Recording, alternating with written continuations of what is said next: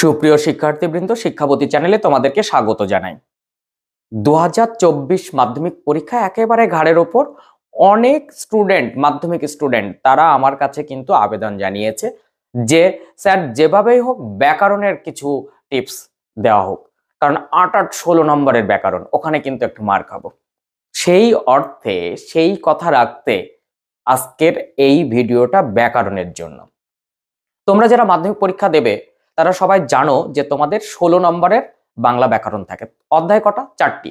কারক, অকারক, নির্দেশক, অনুসর্গ, বিভক্তি নিয়ে একটা অধ্যায়, সমাস ও তার শ্রেণীকরণ নিয়ে একটা অধ্যায়, বাক্য ও তার শ্রেণীকরণ নিয়ে একটা অধ্যায়, বাচ্য ও তার শ্রেণীকরণ নিয়ে একটা অধ্যায়। এই 4টি অধ্যায়। তাহলে সেই অর্থে তোমাদের এমসিকিউ থাকে 8টি। 17টি এমসিকিউ এর মধ্যে শেষের 8টি হচ্ছে ব্যাকরণ, আর 19 নম্বরের এসএকিউ তার 2.4 এই দাগে কিন্তু 10টি এসএকিউ থাকবে, 8টি করতে হবে। এই 8-8-16 নম্বরে হচ্ছে তোমার ব্যাকরণ, সবগুলো এক করে। আমি 4টে ভিডিও পরপর করব, যেখানে 4টি অধ্যায় তোমাদের ব্যাকরণের পুরো পার্টটা একটু বলে দেওয়া যায়, যাতে ব্যাকরণ শেখার জিনিস। তবুও এই ভিডিও যদি তুমি দেখো তাহলে ব্যাকরণে মাধ্যমিকে কোনো সমস্যা হবে না, এটুকু আমি বলতে পারি। আমি সেইভাবেই বলে বলে বলে বলে তোমাকে মুখস্থ করিয়ে দেবো প্রায়। তো আজকের এই ভিডিওটা নিয়ে আলোচনা করব যেটি এই ভিডিওতে, সেটি হচ্ছে বাচ্য, এই পার্টটা। তার সমস্ত কিছু এই ভিডিওতে দিচ্ছি। তারপর একটা ভিডিওতে আমি সমাস, একটাতে কারক, অকারক, নির্দেশক, অনুসর্গ, একটাতে বাক্য তার শ্রেণীকরণ দিয়ে 4টে মোট ভিডিও আমি টোটাল 16 নম্বরের ব্যাকরণটা একটু তোমাদেরকে বলে দেবো। তোমরা যারা দেখছো তাদের অবশ্যই বন্ধুদের মধ্যে একটু শেয়ার করে দাও। আর নতুন যদি হয়ে থাকো তাহলে অবশ্যই চ্যানেলটি সাবস্ক্রাইব করে পাশে থাকা বেল আইকনটি প্রেস করে রাখো। এই রকম নতুন নতুন ভিডিও পেতে কিন্তু তোমার খুব সুবিধা হবে। যারা অভিভাবক দেখছেন তাদের উদ্দেশ্যে বলছি, আপনারা অনুগ্রহ করে ভিডিওটা একটু শেয়ার করুন। তাহলে কি হবে, অন্যরা, মানে আপনার যে সমস্ত সন্তানরা পরীক্ষা দেবে, সবাই তো আমাদের সন্তান, তো তারা কিন্তু উপকৃত হবে। তো কথা না বাড়িয়ে আমি সরাসরি চলে যাই, বাচ্চ থেকে তোমাদের এমসিকিউ এসএকিউ কি ধরনের প্রশ্ন আসতে পারে। প্রথমত, বাচ্য কথার অর্থ কি? বাচ্য কথার অর্থ হচ্ছে বচনীয় বা কথনীয়। বাচ্য শব্দের ব্যুৎপত্তি কি? বস ধাতু যুক্ত অন্তর্য। বাচ্য কাকে বলে? বাক প্রকাশের ভঙ্গিমাকে বাচ্য বলে। বাচ্য কয় প্রকার? 4 প্রকার। কর্তৃবাচ্য, কর্মবাচ্য, ভাববাচ্য, কর্মকর্তৃবাচ্য। এখন প্রশ্ন হতে পারে কর্তৃবাচ্য কাকে বলে? যে বাচ্চে কর্তা প্রধান, ক্রিয়াপদ কর্তা অনুসারী, তাকে কি বলা হয়? কর্তৃবাচ্য। যে বাচ্চে কর্ম প্রধান, ক্রিয়াপদ কর্মানুসারী, তাকে বলা হয় কর্মবাচ্য। যে বাচ্চে ক্রিয়াপদই প্রধান তাকে বলা হয় ভাববাচ্য। ভাবের আরেক নাম হচ্ছে ক্রিয়া। যে বাচ্চে কর্তা কর্ম আলাদা করা যায় না, কর্মই কর্তার ভূমিকা পালন করে, তাকে বলা হয় কর্মকর্তৃবাচ্য। ক্লিয়ার? এখন এখান থেকে কি ধরনের প্রশ্ন হতে পারে? ধরো একটি বাক্য দিয়ে দিল যে পুলিশ কর্তৃক চোরটি ধৃত হয়েছে, এটি কর্মবাচ্যে আছে, ব্র্যাকেটে লিখে দিল কর্তৃবাচ্যে, মানে বাচ্যান্তর করতে হবে। তাহলে তুমি কি লিখবে? পুলিশ চোর ধরেছে। আমি সহজ করে বলি, তুমি ভয়েস শিখেছো ইংরেজিতে, সেখানে অ্যাক্টিভ থেকে প্যাসিভ, প্যাসিভ থেকে অ্যাক্টিভ। তো সেখানে যদি বলি আমি ভাত খাই, এটা যদি প্যাসিভে করো তাহলে তুমি বাংলায় কি করবে? আমার দ্বারা ভাত খাওয়া হয়। ঠিক তেমনি কর্তৃবাচ্য থেকে কর্মবাচ্য। ক্লিয়ার? পুলিশ চোর ধরেছে, পুলিশ কর্তৃক চোরটি ধৃত হয়েছে। রবীন্দ্রনাথ গোরা রচনা করেন, রবীন্দ্রনাথ কর্তৃক গোরা রচিত হয়। কর্তৃবাচ্য থেকে কর্মবাচ্য পরিবর্তনের একটি নিয়ম কি? কর্তার উপস্থিতি থাকলে অবশ্যই কর্তার পরে দ্বারা দিয়া কর্তৃক অনুসর্গ বসে। আবার ভাববাচ্যের যদি একটা বৈশিষ্ট্য বলে, তুমি কি লিখবে? ভাববাচ্যে ক্রিয়াপদই প্রধান, হ ধাতু প্রাধান্য পায়। কর্তৃবাচ্যের যদি বৈশিষ্ট্য বলে কর্তা প্রধান, ক্রিয়াপদ কর্তানুসারী। কর্মবাচ্যের বৈশিষ্ট্য যদি বলে কর্মপ্রধান, ক্রিয়াপদ কর্মানুসারী। যদি বলে কোন বাচ্যের পরিবর্তন সম্ভব নয়, তুমি অবশ্যই বলবে কর্মকর্তৃবাচ্যের, কারণ কর্মকর্তৃবাচ্য অন্য কোনো বাচ্যে রূপান্তর করা যায় না। যেমন শাক বাজে, এটি কোন বাচ্যের উদাহরণ? কে বাজে, কি বাজে। দেখো একাধারে সে কর্ম এবং কর্তা উভয়ের ভূমিকা পালন করছে, তাহলে এটাকে আমরা বলবো কর্মকর্তৃবাচ্য। ঠিক আছে? এছাড়া বাচ্যের আর একটা পার্ট আছে, তাকে আমরা বলি বাচ্যের বিকল্প পদ্ধতি। তুমি এই সারা ইউটিউব খুঁজে যদি আরেকটি ভিডিও পাও বাচ্যের বিকল্প পদ্ধতি, তাহলে আমাকে জানিও। একমাত্র এই শিক্ষাব্রতীর আমি একটি ভিডিও বানিয়েছি, সেখানে ওই একই ভিডিওই আমি দুবার পোস্ট করি, বাচ্যের বিকল্প পদ্ধতি। তুমি এই বলে সার্চ করো বাচ্যের বিকল্প পদ্ধতি, দেখবে শিক্ষাব্রতীর এই দুটো ভিডিও ছাড়া আর ইউটিউবে কোনো ভিডিও নেই, পারলে ওই ভিডিওটা একটু দেখে নাও। তাহলে আমার এই বক্তব্যগুলো এখন যেগুলো বলবো বাচ্চার বিকল্প পদ্ধতি, সেখান থেকে 1 বা 2 নম্বর থাকবে, তোমার সুবিধা হবে। তবুও আমি এখন বলে দিচ্ছি যেটা, এটা একটু দেখে নাও। সেখানে বিকল্প পদ্ধতি অনুযায়ী বাচ্চ 2 প্রকারের, কর্তা বাচ্চ, ভাব বাচ্চ। কর্তা বাচ্চের আবার 2 প্রকার, ঘটক কর্তা, ঘটিত কর্তা। এই ঘটক কর্তাকে আর একটা নামে বলা হয় সম্পাদক কর্তা, আর ঘটিত কর্তাকে আর একটা নামে বলা হয় অসম্পাদক কর্তা। আমি সহজে এটা শিখিয়ে দিই। এখান থেকে কিন্তু তোমরা টেস্ট পেপারে, তোমরা রায়ান মার্টিন কোয়েশ্চেন ব্যাংকে বিভিন্ন জায়গায় প্রশ্ন পেয়েছো, বিগত সালের মাধ্যমিকেও এই প্রশ্ন থেকে এসেছে।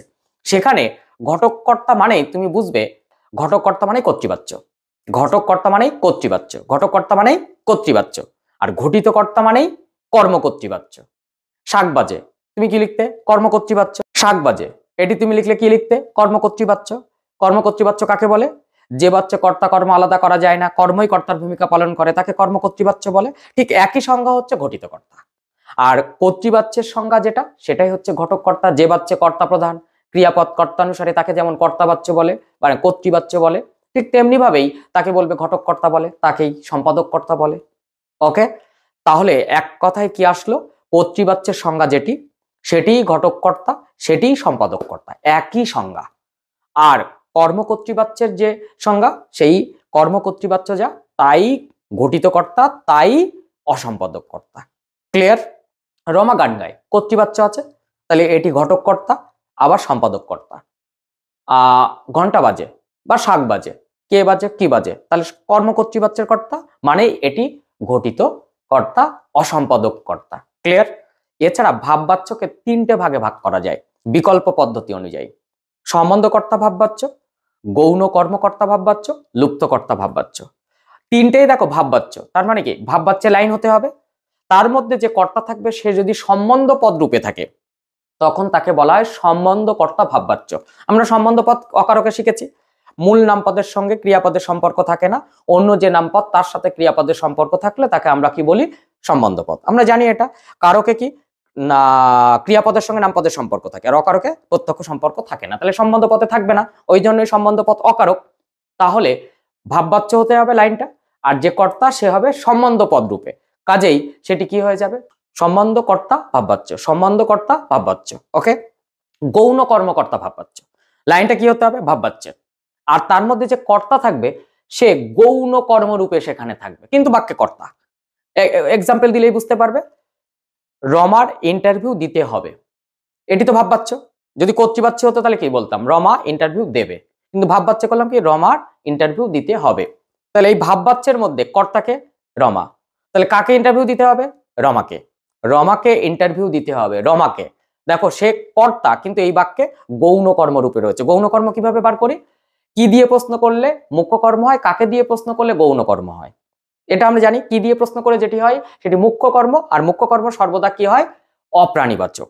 আর কাকে দিয়ে প্রশ্ন করে যে উত্তরটি পাই সেটি হয় গৌণ কর্ম, সর্বদা হয় সেটি প্রাণীবাচক। তাহলে রমা এখানে কাকে দিয়ে প্রশ্ন করে উত্তর পেলাম, তাহলে সেটি কি? গৌণ কর্ম, প্রাণীবাচক। কিন্তু এই বাক্যে সে কি? কর্তা, তাই আমরা কি বলছি? গৌণ কর্ম কর্তা ভাববাচ্য। ক্লিয়ার? এরপরে আমরা আসছি লুপ্ত কর্তা ভাববাচ্য। ভাববাচ্য হতে হবে, কর্তা উহ্য থাকবে, কর্তা লুপ্ত অবস্থায় থাকবে, তাকে আমরা কি বলবো? লুপ্ত কর্তা ভাববাচ্য। ক্লিয়ার? এই হচ্ছে তোমাদের বাচ্চের ওপরে প্রশ্ন। এখন বিগত সালে অর্থাৎ 2023-এ বাচ্চের ওপরে কি প্রশ্ন এসেছিল একটু দেখে নি।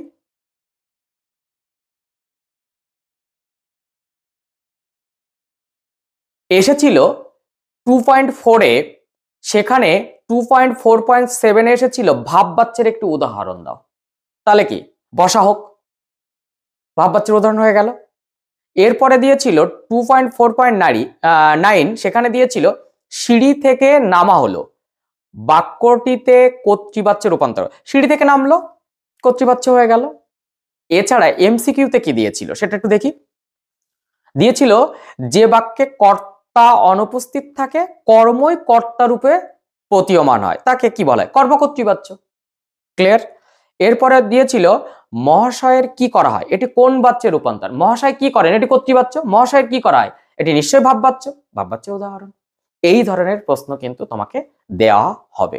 আমরা পরের ভিডিওতে সমাস, তারপরের ভিডিওতে কারক অকারক, নির্দেশক অনুসর্গ বিভক্তি এবং তারপরের ভিডিওতে বাক্য।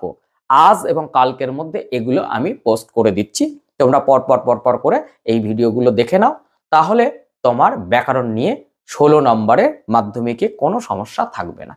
তো আজ এ পর্যন্ত, সবাই মন দিয়ে পড়াশোনা করো, মনোযোগ সহকারে পড়াশোনা করো, আর একটু ধীরে ধীরে ধীরে করো, প্রচুর লেখো। তড়িঘড়ি করতে গিয়ে যেন এরকম হয় না 2 ঘন্টা পড়ার পর নিজে চোখ বন্ধ করে মূল্যায়ন করতে পারছো না, ইমাজিন করতে পারছো না কি পড়লাম, সেটা যেন না হয়। চোখ বন্ধ করো, একটু ইমাজিন করো কি পড়লাম, দেখবে সেই পড়াগুলো মনে পড়ে যাবে।